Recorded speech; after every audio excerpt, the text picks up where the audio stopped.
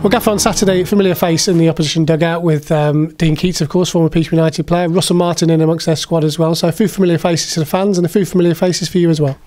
Yeah, two fantastic professionals, it has to be said, and lads that have stood in the London Road end and sang their names and cheered their names.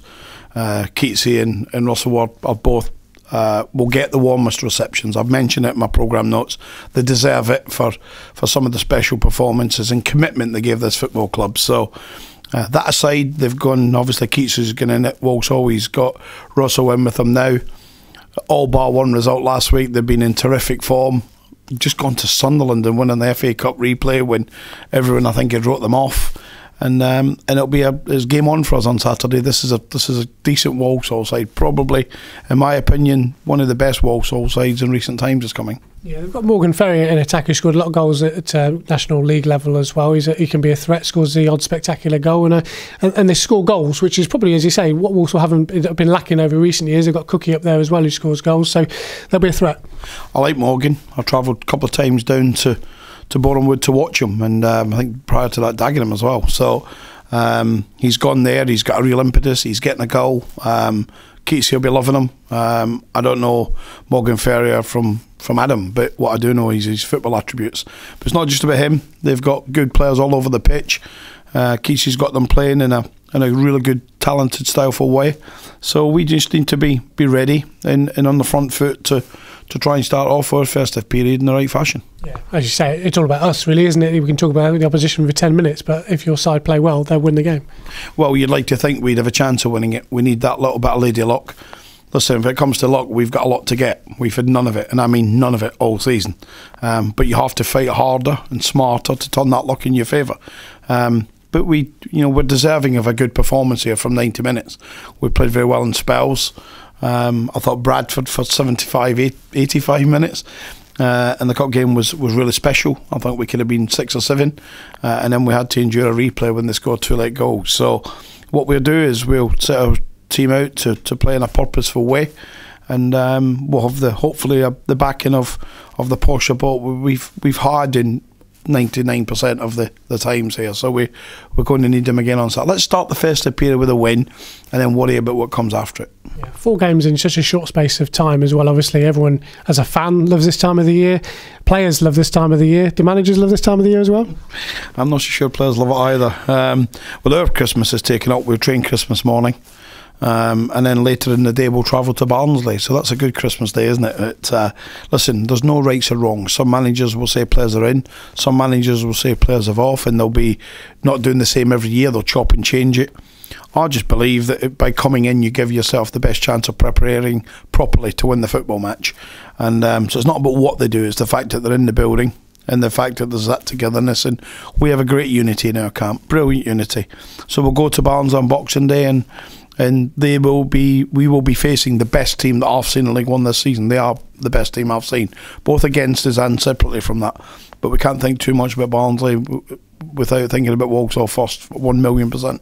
4 difficult games though, aren't they? They're not ideal fixtures you'd want over the festive period. You've got a lot of travelling to do, which you've already done, and they're against 2 sides that are there or thereabouts at the top end of the table, and then your 2 home games are against a side that have just come off the back of a win against Sunderland, and then Scunthorpe on New Year's Day. You just don't, teams can play themselves into form, can't they, over the festive period? They might come here off the back of 3 wins. Well, I think whoever does the festive fixtures at the EFL knows my wife very well. They're sending me away for all of Christmas. No, in all seriousness, there's other clubs. It's not just us. It affects everyone at this time of the year. But, the festive fixtures, whether it be Saturday, Boxing Day, the 29th at Accrington, the first here at home to Scunthorpe, families are all together, they go to the football match together. That's probably some of the few times you'll see grandmothers and mothers out there, because historically it's dads and kids, but now it's the whole families, and it's great to see. I love to see families and mums and dads and grandparents coming in and supporting us, and that's what you get around the country, whether you've got an affinity for Posh or Barnes or Accrington or Scunthorpe. That's what we'll all get, and it's a brilliant time to be involved in football. And you're going to need that squad, aren't you, over this period of time, in particular with the festive period, because of the games coming thick and fast. Those that perhaps thought they were, struggling to get into the side may well find that if they work hard, they've got every chance of breaking into that team.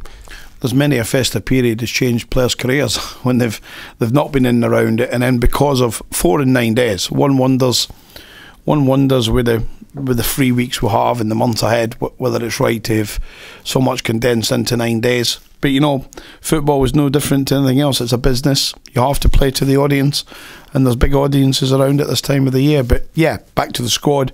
Everyone in our squad is valuable. Everyone should and hopefully could play a part. And if you're not playing a part in the 4 and 9, and you've not played a part so far, I would probably suggest it won't be a surprise what might happen in January. Amiss of me to not mention the fact Lee Tomlin's currently training with the football club. He's had a couple of sessions with you so far. Have you been impressed with what you've seen, and how much work does he need to do to try and win a deal in January? Well, let's be clear. I think because parties have a thought positively of making something happen, it's never. Our chairman is quite right. He called me and he was on the phone and he said, "Come on, it's Gaffer, you know better than that. It's not signed." He's 100%. He's right. 100%. He's right. But the nice thing is, Neil Warnock wants something to happen. Barry Fry and the chairman want something to happen.